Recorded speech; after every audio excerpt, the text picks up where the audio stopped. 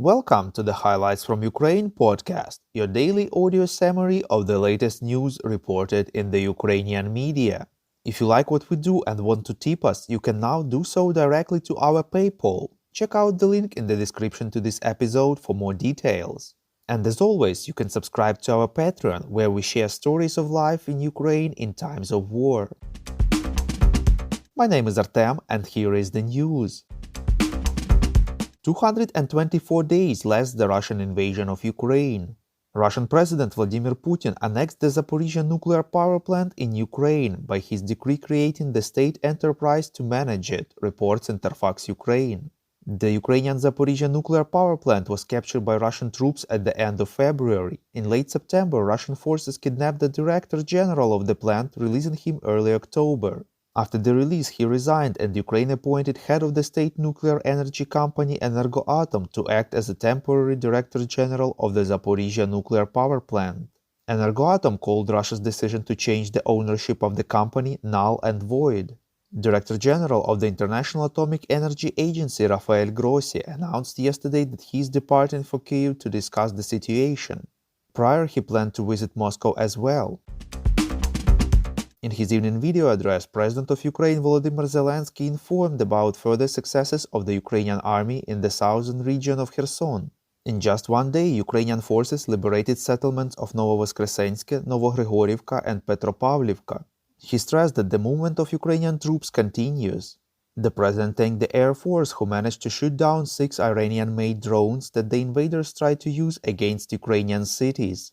He added that Ukrainians know what they are fighting for, and more citizens of Russia are realizing that they just must die simply because one person does not want to end the war. EU ambassadors approved the 8th package of sanctions against Russia, reports European Pravda.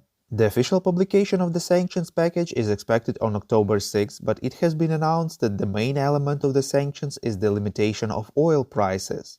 Meanwhile, Hungary said that price restrictions on Russian oil should not be applied to pipeline supplies and in emergency cases to sea supplies, and also managed to exclude nuclear energy from the new EU sanctions package against Russia. It is also known that the European Union did not include Russian diamond mining giant Alrosa in the sanctions package, despite information that it poured billions of euros a year into the Kremlin's military purse. Russian President Vladimir Putin also boasted that this state-owned company provides him with serious income. Head of the Supreme Court of Ukraine Vsevolod Knyazev expelled Supreme Court Judge Bogdan Lviv from the staff of the court due to recently discovered Russian citizenship, reports Radio Liberty.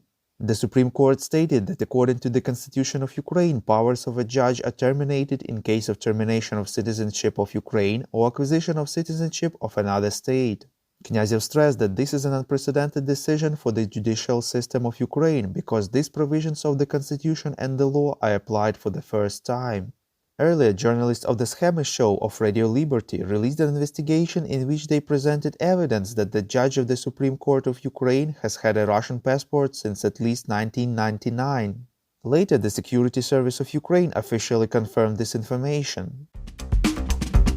The State Bureau of Investigations has notified member of the Ukrainian parliament Rinat Kuzmin of suspicion of high treason, reports Channel 24. The pretrial investigation established that Kuzmin placed in the media propaganda materials causing harm to Ukraine before and during Russia's full-scale invasion of the country.